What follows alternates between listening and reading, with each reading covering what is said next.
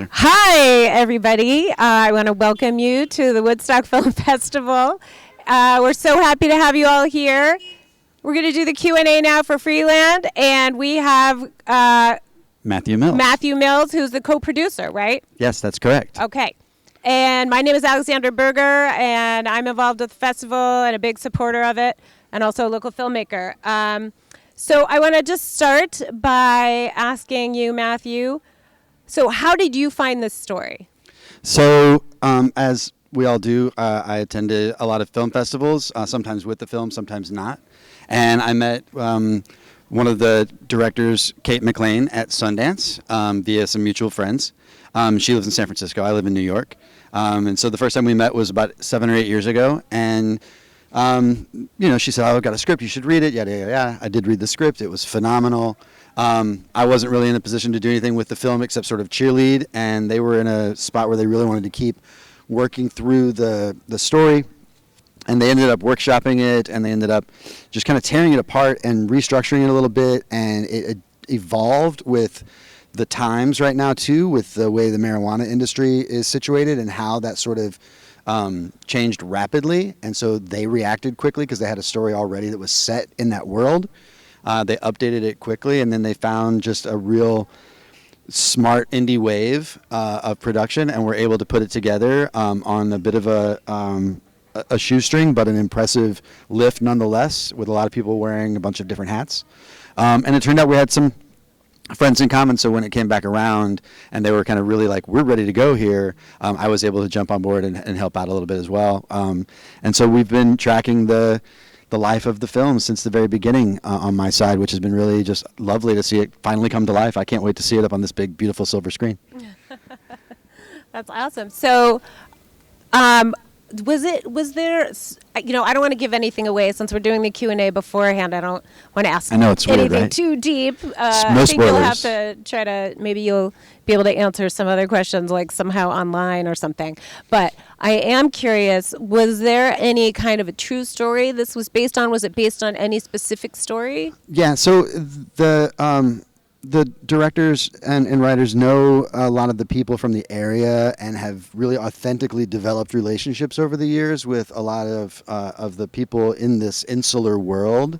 And so it's sort of a pastiche or a quilt of a lot of those stories, but it's not rooted in any like one specific. It's not like a sort of a subtle biopic. It's really just a beautiful fictional portrait told by so many kind of harrowing stories at times in that area of California.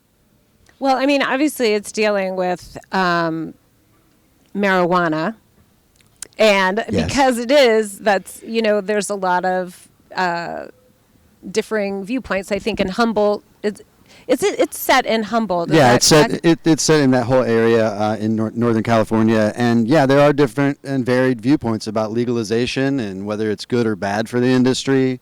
Whether regulation is good or bad and who it benefits is another issue. And I think that all of the filmmakers would agree that we strive to find equity across the board there. But it's a world that they observed, and then they were inspired to tell a story that was resonant for them. Okay, well, actually, because I did want to know, was there a personal perspective, about the feelings about legalizing marijuana and the toll it's going to take on people who've been growing for long term? I mean, is there a generalized feeling that you have and that the film was trying to take? Because, I mean, I did think there was a stance. So It's interesting. I know that they were trying to take both, but Yeah, I think that a lot of regulation can be very difficult for independent-minded folks. And I support independent-minded folks in kind of every aspect of life. Mm-hmm. What I don't want to see are things that are punitive. I want to see things that are more cooperative, coming from the governmental side. There are ways to work together that have been explored and are continuing to be explored. But it's a difficult and tricky situation when you take something that has been illicit for decades. You can't just expect to flip a switch and everything works. And I think that the story of Freeland really shows that it's not necessarily so cut and dry. Right. No, that's interesting. I mean, definitely the idea of the punitive approach was, upsetting. Yeah. As a viewer, but I won't tell you anything more than that. Anyway, and how did you find your incredible cast? That's a question best left with Laura and Kate, but they, we all are all fans of Krisha, a movie starring Krisha Fairchild, that really blurs a lot of lines. It's sort of heterodoxal in that way.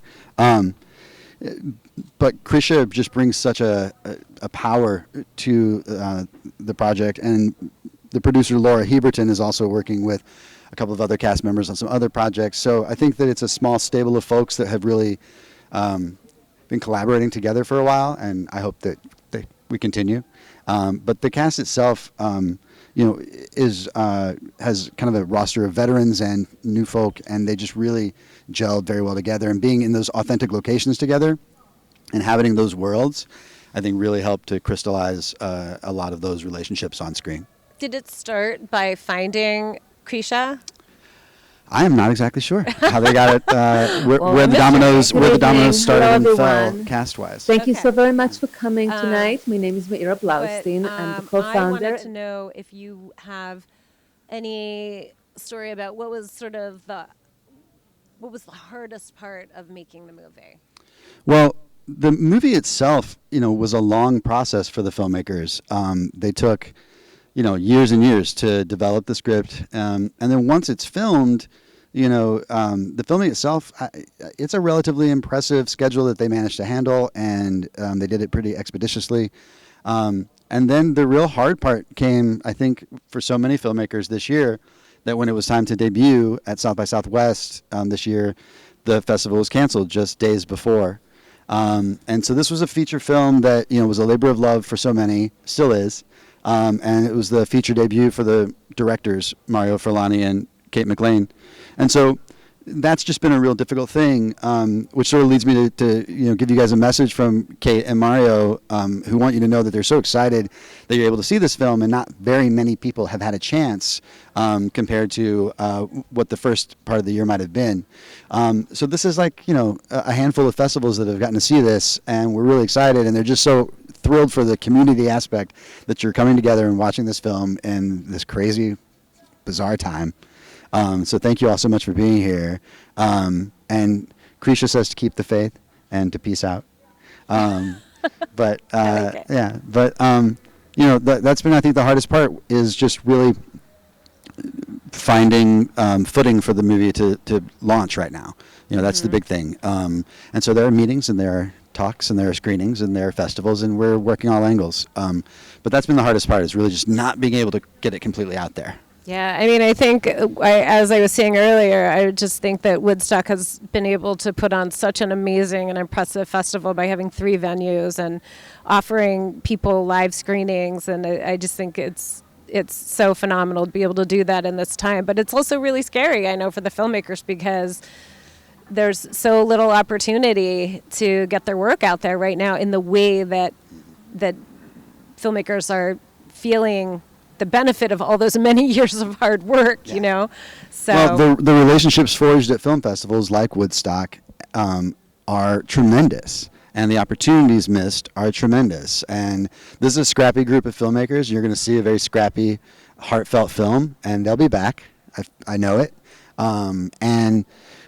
For us, it's just such an exciting thing to finally be out there and to finally start getting reviews. And, Wildflower was so inspiring tonight. The fact that Woodstock is able to put on so many screenings and for so many weeks, thank you all so much for having us. It's just like, it means the world. This is actually my first screening outside of my home since March. So that was a very cathartic experience to see Wildflower. It's going to be even more cathartic to see Freeland with all of you. I'm so blessed to be here. Thank you all so much. Well, let me see if I had one. I mean, I think you sort of answered it already, but I may as well ask it in case it gives you any other fruit, and then we can wind it down. But what was the process of getting the film made? I know you said that. I know you sort of said that, but maybe there's some additional thoughts on that. Yeah. So the process is truly indie, fiercely independent, as it were. Kate and Mario had a script, and they really wanted to sell it to a big studio or a mid-sized studio, or really any studio, and attach, name talent, people that would put butts in the seats, right? Like Meryl Streep was discussed, Sally Field was discussed, and these are, expensive castings to have, right? And so along the way, they would get, a financier maybe here or there, or a studio talk here, and nothing quite clicked, but they were able to sort of scrap together enough money to like make it come hell or high water. And that is sometimes a high mark for a project. When I get involved with a project, I like to think that whether I was involved with it or not, they're going. I can make it go better or faster or whatever, but they're going. And that's an exciting thing. And these folks, they were going. All right. Well, thank you. It's been really great getting to talk to you. I think you're going to love the movie and enjoy and come see more movies. Thanks, Woodstock.